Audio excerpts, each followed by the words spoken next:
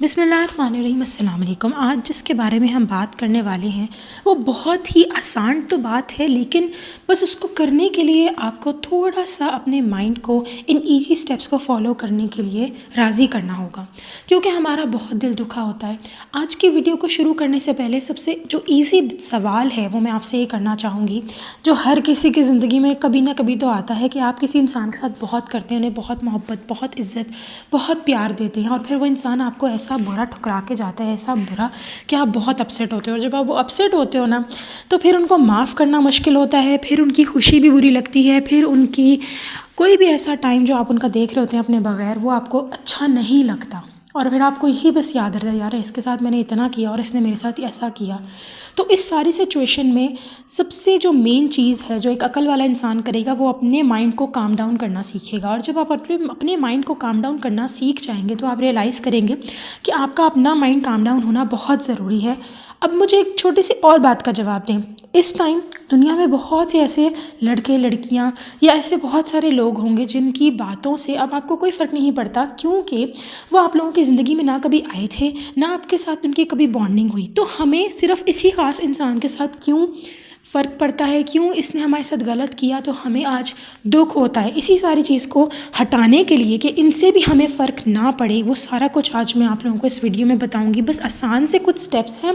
तो अगर आपके साथ भी ऐसा हुआ है, पहले तो इस सिचुएशन को समझ लें कि ये आपने तब इम्प्लीमेंट करना है, ये जो मैं रूल्स बता रही हूँ। अगर वाकई आपके साथ कुछ ऐसा हुआ है कि कोई ऐसा इंसान जिसके साथ आपने लाइफ में बहुत किया हो और उस इंसान को इक्वल मोहब्बत दी हो, या वो इंसान भी आपके साथ बहुत अच्छा हो, लेकिन एक टाइम पर आकर वो इंसान कुछ ऐसा आपके साथ कर जाए कि आपको बहुत हर्ट हो कि यार मैंने इसके साथ कितना किया, इसके साथ कितना मैं अच्छा रही, और अब ये लड़की या लड़का मेरे साथ इस तरह हो गए हैं कि फिर आहिस्ता आहिस्ता क्या होने लग जाता है, आपको फिर ना उनकी हर चीज़ बुरी लगने लग जाती है और आप हर वक्त उनके बारे में सोचते रहते हो कि यार इसने मेरे साथ ये किया था, इसने मेरे साथ वो किया था।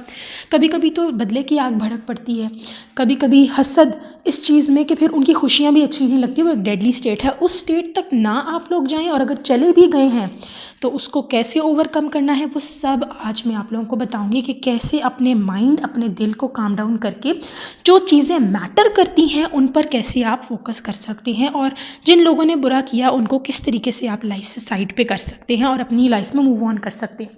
तो वो अगर तो आपका जवाब हाँ है कि आपके साथ किसी ने गलत किया है और आप मूव ऑन नहीं कर पा रहे, आप उधर ही खड़े हैं, उन इंसान के बारे में सोचते रहते हैं कि उसने हमारे साथ फलां वक्त में गलत किया, ये सारी बातें अगर आप सोच रहे हैं तो मेरी ये वीडियो आपके लिए बहुत हेल्पफुल होने वाली है कि आप किस तरीके से अपने आप को इन सब चीज़ों से छुटकारा दे सकते हैं और उन चीज़ों पे फोकस कर सकते हैं जो वाकई मैटर करती हैं।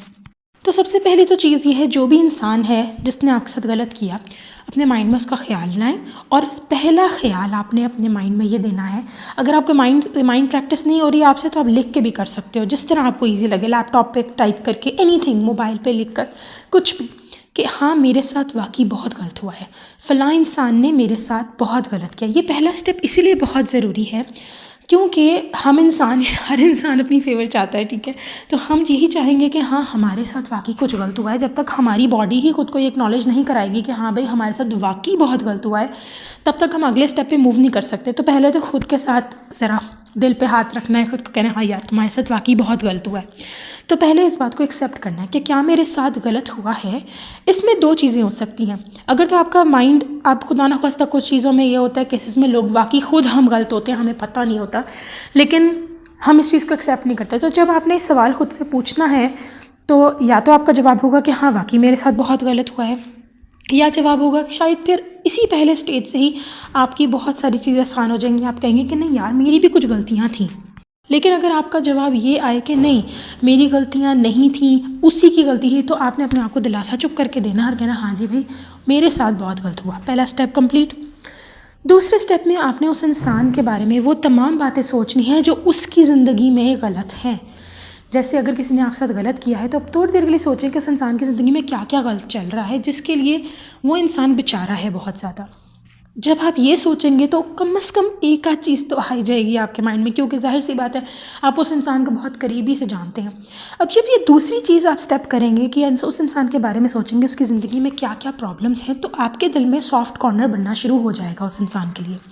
और जब हम, क्योंकि अभी हम उसके ही बारे में बात करें, जब आपके दिल में सॉफ्ट कॉर्नर बनता है तो आप सबसे बड़ी गलती ये करते हैं कि आप सारी चीज़ें भूल भुलाकर वैसे ही उस इंसान के साथ उम्मीदें लगा बैठते हैं, उसके साथ वैसा ही सलूक करते हैं, अच्छा सलूक करते हैं, और इन रिटर्न आपको जाहिर सी बात है वो अच्छी चीज़ तो मिलनी नहीं है, आपकी उम्मीदें पूरी होनी नहीं है। तो फिर आप दोबारा से सारे स्टेप्स को छोड़ के नंबर 1 पे चले जाते हैं कि दोबारा आप हर्ट हो जाते हैं, और वापस से ही आपको सिर्फ हर्ट हर्ट एंड हर्ट, और आप उसी जिस स्टेज से आप निकलना चाह रहे थे उसी पे आप फंस जाते हैं। तो अब आपने करना क्या है, बजाय इसके कि जब आपके दिल में सॉफ्ट कॉर्नर आए तो सारी बातें रफ़ा दफ़ा करके दोबारा उस इंसान के साथ वैसे होने से बेहतर है कि आपने तीसरे स्टेप पे अमल करना है, और वो है कि आपने कहना है कि हाँ ठीक है। अब दूसरे स्टेप से फ़ायदा ये होगा कि उस इंसान के दिल के बारे में आपके दिल में जो नफ़रत या जो आग सी भड़की हुई थी, दुख था, मलाल था, वो काफ़ी हद तक काम डाउन हो जाएगा, बहुत ज़्यादा। करके देखें, आपको वाकई ये होगा।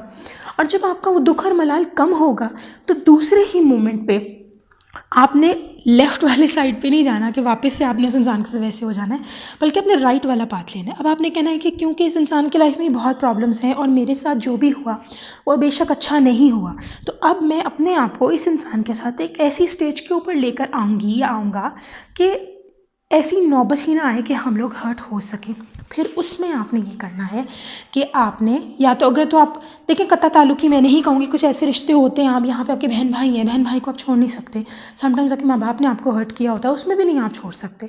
तो और माँ बाप की अब का तो हम उफ भी नहीं कह सकते, जो हमारी आजकल जनरेशन कहाँ अल्लाह माफ़ करे फॉलो करिए। तो कुछ ऐसे रिश्ते जिनको आप छोड़ नहीं सकते, और कुछ ऐसे रिश्ते जिनको आप छोड़ना चाहते हैं पर नहीं छोड़ सकते क्योंकि मजबूरी है, जैसे कहीं काम पे जाना है आपने। तो ईच एंड एवरीथिंग जो आपकी लाइफ में होता है वो सब चीज़ें आपके लिए, आप उनको छोड़ नहीं सकते। तो तीसरी कंडीशन जो आपने फॉलो करनी है, राइट पाथ जो आपने लेना है, वो ये है कि आपने कहना है कि ठीक है, अब मैं अपने आप को इस सिचुएशन तक नहीं लाऊंगी या लाऊंगा कि मेरी लाइफ में दोबारा से ये सारी प्रॉब्लम्स आएँ और मैं दोबारा हर्ट हूँ इस इंसान से। तो अगर अब मेरे दिल में एक सॉफ्ट कॉर्नर ना सही तो एटलीस्ट मेरे दिल का दुख और ग्रज कम हो गया है, तो अब मैं राइट साइड पे जाऊंगी, यानी कि अब मैं अपने और इसके दरमियान एक ऐसा डिस्टेंस कायम कर लूँगी कि अब वो नौबत आए ही ना। चाहे वो बंदा आपके साथ वापस वैसे ही फ्री होने की कोशिश करें, या वो लड़की आपके साथ वैसी ही दोस्ती बनाने की कोशिश करे, क्योंकि तब आप नॉर्मल हो चुके होंगे। वो आपका एक बुरा बिहेवियर मांग रहे होंगे लेकिन आप नॉर्मल हो चुके होंगे, लेकिन फिर भी आपने अपने आप को उस कंडीशन पर नहीं लेकर आना।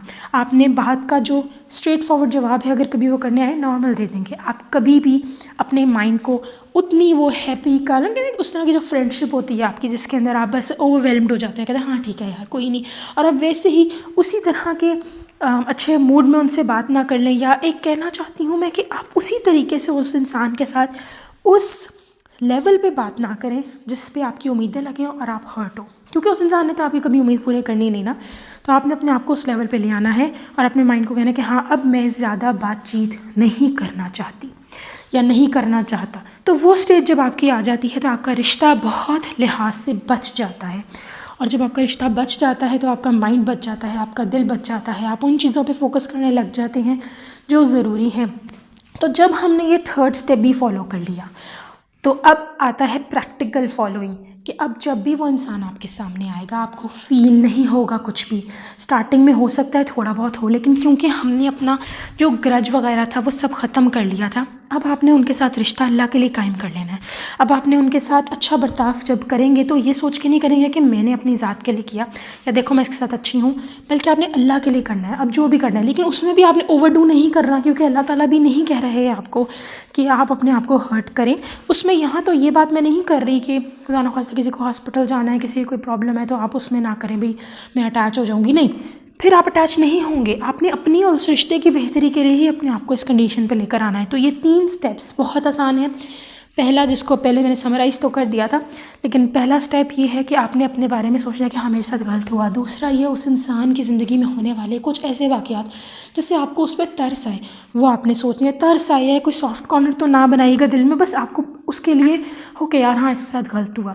तीसरी चीज़ में आपने अपने आप को उस डिस्टेंस पे रख लेना है कि अब वो नौबतें, वो उम्मीदें आप उनसे ना लगाएं। जब आप ये प्रैक्टिकली करके देखेंगे तो आपको खुद रियलाइज़ होगा। लेकिन इसमें बस गलती हम ये कर जाते हैं कि तीसरे स्टेप को हम सही तरह फॉलो नहीं करते, क्योंकि हमारा उनके साथ बहुत सालों से रिश्ता होता है, हम अच्छे तरीके से जा रहे होते हैं, फिर एकदम खुद को पीछे करना, लेकिन अपनी बेहतरी के लिए, अपने आप को हर्ट ना करने के लिए, अपनी उन तमाम चीज़ों पे फोकस करने के लिए विच एक्चुअली मैटर्स, तो तब हमें ये सब करना ही होगा। और थर्ड स्टेप बस बहुत केयरफुली फॉलो करना है, क्योंकि जब आप सेकंड स्टेप करते हो ना तो आपके दिल में बहुत सारे, क्या मैं कहूँ, बहुत बहुत ज़्यादा और सॉफ्ट कॉर्नर पैदा हो जाता है, जिससे आप कहते हो अच्छा यार चलो इसके साथ अब अच्छे हो जाए वापस, लेकिन आपको वापस में कुछ नहीं मिलेगा। आप अपने आप को एक ऐसी राह पर ले जाएंगे जहाँ आपके और सिर्फ आपकी एक्सपेक्टेशंस टूटेंगे। तो थर्ड स्टेप को बहुत केयरफुली फॉलो करना है आपने। पहले 2 स्टेप्स तो बहुत आसान है, लेकिन थर्ड स्टेप इज़ समथिंग जो आपको प्रैक्टिकली करना है। और फिर लाइफ में कभी भी ऐसा हो कि उनका कोई ऐसा बिहेवियर जो आपको अच्छा लगे, तब भी आपने अपने आप को इसी स्टेज पर रखना है, क्योंकि जाहिर है एट द एंड आपकी उम्मीदें टूटेंगी ही। तो अपने आप को बचा कर रखने के लिए you must follow all the steps carefully. इसके बारे में ख़त्म करने से पहले एक छोटा सा वाक़या अपनी लाइफ का एक्सप्लेन करूँगी। मेरी यूनिवर्सिटी स्टार्ट हुई तो वहाँ पे सबसे पहला जो मेरे माइंड में था, वैसी बात है, तालीम हासिल करने के साथ साथ अच्छे यूनिवर्सिटी फ्रेंड्स बनाना, और मैंने बनाए भी। लेकिन बस यहाँ फ़ायदा ये नहीं ले सकी कि अच्छे फ्रेंड्स बने, बल्कि सब ने मुझे इसीलिए ही सिर्फ दोस्त बनाया जस्ट टू अपना उल्लू सीधा करने के लिए, अपनी पढ़ाई में हेल्प, जो कि मुझे बुरा नहीं लगा। लेकिन फिर देख फ्रेंड्स वाली चीज़ वो नहीं मिली मुझे यूनिवर्सिटी में। आपका यूनिवर्सिटी में एक बहुत ज़्यादा मशहूर लफ्ज़ है सांप। हमें सांप मिले, स्नेक्स मिले। तो और ये सांप नाम ऐसा होता है कि वाकई मुझे रियलाइज़ हुआ कि पहले सेमेस्टर में मुझे सिर्फ मतलबी लोग मिले, और ना कि मैं फिर और लोगों को मौका दी थी। मैंने अपने आप को वहाँ ब्रेक लगा दी। पहले सेमेस्टर में बहुत हर्ट हुई, लेकिन तब मुझे रूल्स नहीं पता थे मेरी ज़िंदगी में, जिसका आई विश के शायद पता होता है, लेकिन मेरे ख्याल से अल्लाह ताला की हर चीज़ की एक परफेक्ट टाइमिंग है। और उसके बाद मैंने ये ठान ली थी कि मैं अपने आप को डिस्टेंस कर लूँगी हर किसी से। लेकिन वहाँ बस ये था कि मुझे किसी के होने ना होने से कोई फ़र्क नहीं था। मैंने अपने आप को पत्थर दिल बना लिया था। और फिर उसके बाद मेरी यूनिवर्सिटी लाइफ बहुत चिल गुजरी। ना किसी ने मेरे से उम्मीद लगानी, ना मैंने किसी से उम्मीद लगानी। चुप करके मैं क्लास में आती थी, अपना लेक्चर लिया, and then I was out. और स्टार्टिंग में थोड़ा थोड़ा अकेला फ़ील हो रहा था, लेकिन उसके बाद ऐसी आदत पड़ी कि मैंने अपना आखिरी प्रोजेक्ट भी खुद अकेले किया, और अल्लाह ने मेरी बहुत मदद की। सो लाइफ इस तरीके से आपकी चेंज हो जाती है अगर आप खुद को मजबूत बना लें। लेकिन अगर मैं उस टाइम, ये जो सेकंड स्टेप होता है कि आप थोड़ा सा उनकी लाइफ में क्या बुरा चल रहा है वो देख लेते, और वो बुरा यही था कि उन सब लोगों सब भी आपस में मुखलिस नहीं थे। तो ये भी एक चीज़ बड़ी ही आपके दिल में थोड़ा सा सॉफ्ट कॉर्नर ले आती है कि यार ये लोग तो आपस में भी मुखलिस नहीं है एक दूसरे के साथ, तो ये मेरे साथ क्या होंगे। और इस चीज़ को जब आप फॉलो करके ले चलते हो तो फिर आप बहुत रिलैक्स हो जाते हो। लेकिन वो बस सेकंड स्टेप बीच में कहीं नहीं आया, जिसकी वजह से जब मैं उनको देखती थी मुझे गुस्सा आता था कि ये क्या है एंड ऑल दैट स्टफ। लेकिन मैं उसको इतना अपने सिर पे हावी नहीं किया, क्योंकि मैंने अपने को पत्थर दिल बनाकर सारा का सारा सेमेस्टर चलाया। एंड हाँ, बहुत सारे टाइम्स में I felt very lonely, but अल्हम्दुलिल्लाह मैं आज अल्लाह का शुक्र अदा करती हूँ कि मैंने वो वक्त इस तरह गुजारा। And I don't have the friends जिन्होंने सिर्फ मुझे यूज़ किया और साइड पे किया, and I am very happy for that. तो प्लीज़, बस एक चीज़ थी गलती जो मैंने आपको बताया कि मुझे अपने माइंड को काम डाउन करना नहीं आया, और मैं बहुत ज़्यादा ओवरथिंक करने लगी थी तब। वो चीज़ जब तक मैंने आपको पत्थर दिल अपने आप को नहीं बना लिया, तब तक बहुत ओवरथिंक करने लगी थी। लेकिन अगर मैं काश अपने माइंड को रिलैक्स कर ले 3 स्टेप्स से, तो मेरे दिल में किसी के लिए कोई बात ना रहती, या उनको देख के मुझे एटलीस्ट गुस्सा ना आता, जो मुझे आता था समटाइम्स। सो या that's it, and I hope कि आप लोगों को भी इससे बहुत कुछ फ़ायदा हासिल हुआ हो। इंशाल्लाह ताला नेक्स्ट वीडियो में फिर हाजिर होंगी। तब तक के लिए अल्लाह हाफ़िज़।